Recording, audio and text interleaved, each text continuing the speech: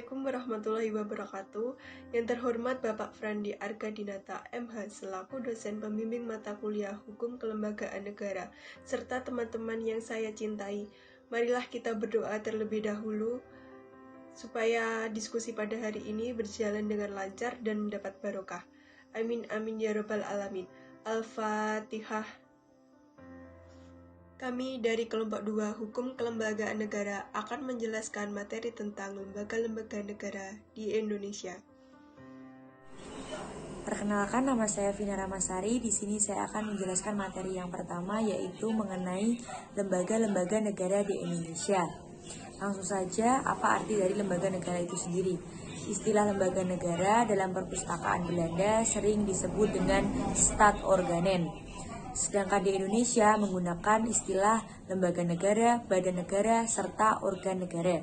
Secara sederhana, lembaga negara adalah institusi yang melengkapi sebuah pemerintah agar menjadi satu kesatuan yang utuh dan terorganisir. Yang mana lembaga pemerintahan sering mengalami perubahan. Perubahan ini pun terjadi karena adanya aspirasi dari masyarakat, serta perubahan terjadi guna untuk mencegah penyalahgunaan atau penyimpangan kekuasaan. Lalu, apa saja lembaga yang terdapat di dalam Undang-Undang Dasar 1945? Antara lain yaitu Majelis Permusyawaratan Rakyat atau yang sering disebut dengan MPR.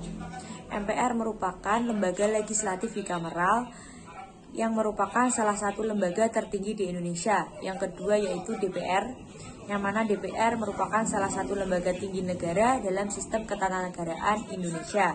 Lalu ada DPD, yang mana anggotanya adalah perwakilan setiap provinsi yang terpilih dalam pemilihan umum. Lalu ada lembaga kepresidenan, yang anggotanya atau yang terdiri dari presiden dan wakil presiden. Lalu ada Mahkamah Agung, yang mana merupakan lembaga tinggi dalam ketatanegaraan Indonesia yang menjadi pemegang kekuasaan kehakiman beserta Mahkamah Konstitusi. Lalu ada juga Mahkamah Konstitusi sendiri, yang mana sama-sama menjadi pemegang kekuasaan kehakiman bersama Mahkamah Agung. Lalu ada Komisi Yudisial atau KY, yang mana berwenang atau mengusulkan pengangkatan Hakim Agung. Dan yang terakhir yaitu BPK, yang merupakan organ negara yang berwenang memeriksa, mengelola, serta bertanggung jawab mengenai keuangan negara. Sekian dari saya, terima kasih.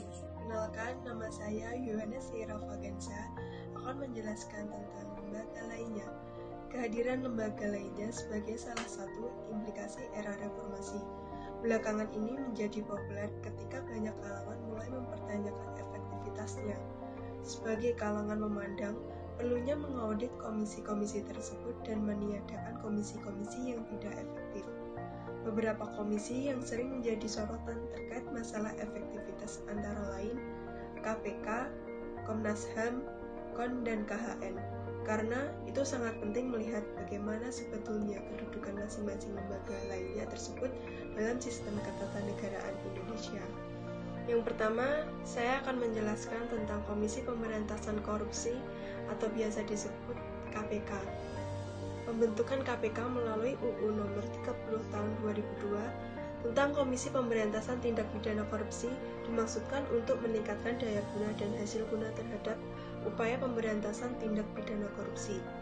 Banyak pihak yang menaruh harapan besar terhadap lahirnya KPK sebagai lembaga yang mampu memberantas korupsi secara efektif dan efisien. Yang kedua, Komisi Nasional Hak Asasi Manusia atau biasa disebut Komnas HAM.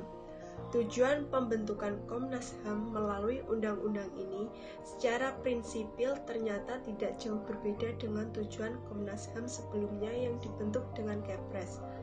Karena Komnas HAM generasi pertama juga bertujuan membantu pengembangan kondisi yang kondusif dan pelaksanaan HAM dan peningkatan perlindungan HAM di Indonesia. HAM yang diakui secara konstitusional dalam UUD 1945 ini dengan tegas menghendaki upaya perlindungan, pemajuan, penegakan, dan pemenuhan HAM oleh pemerintah dalam sebuah undang-undang. Yang ketiga, Komisi Ombudsman Nasional atau KON. keberadaan Komisi Ombudsman Nasional yang dibentuk pada tanggal 10 Maret 2000 berdasarkan keputusan Presiden nomor 44 tahun 2000 bertujuan meningkatkan pelayanan dan perlindungan hukum oleh aparat pemerintah dan peradilan kepada masyarakat. Yang keempat, pembentukan Komisi Hukum Nasional atau KHN. Pembentukan Komisi Hukum Nasional bertujuan mewujudkan sistem hukum nasional yang bercirikan supremasi hukum dan hak-hak asasi manusia berdasarkan keadilan dan kebenaran.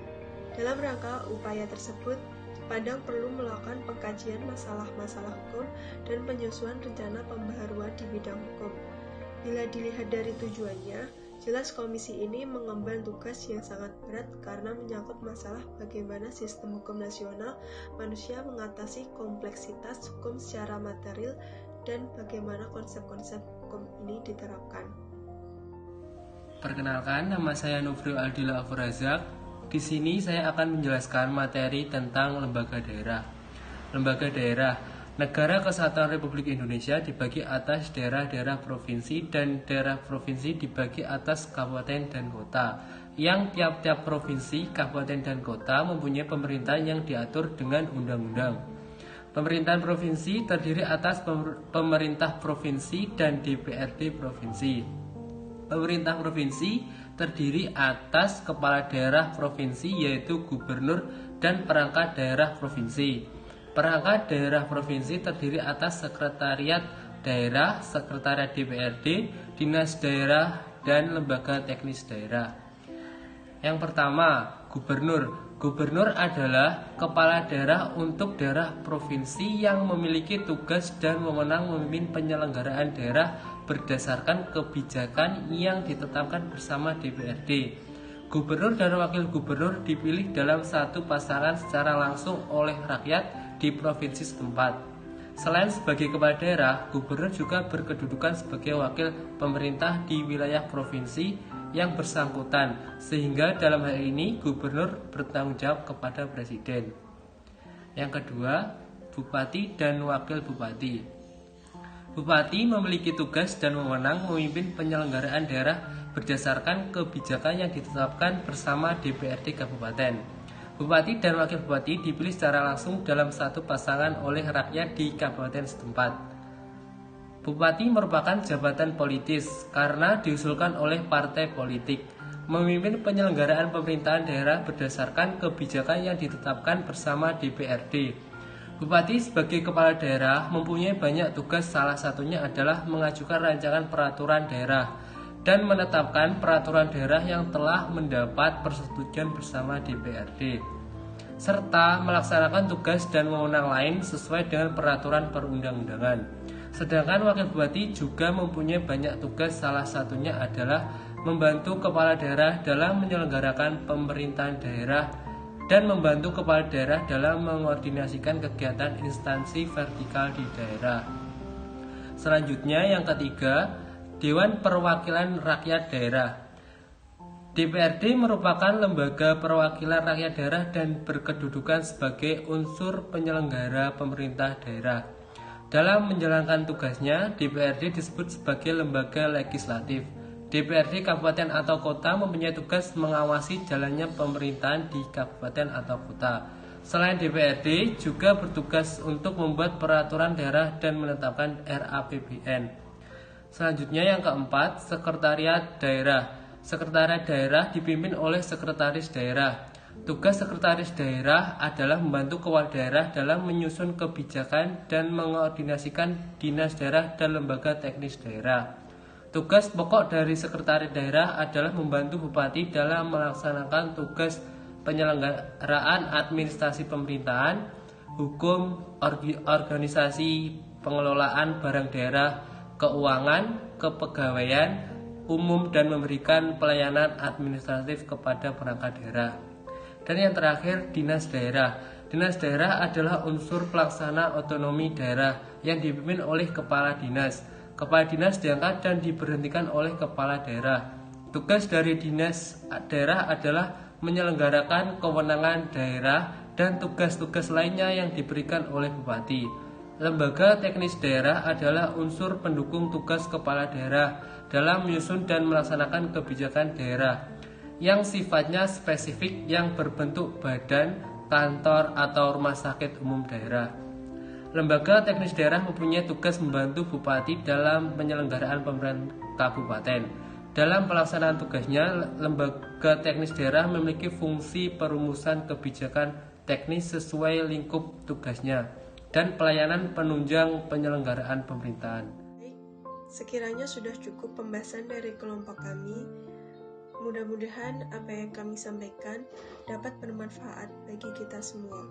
Amin amin ya rabbal alamin. Assalamualaikum warahmatullahi wabarakatuh.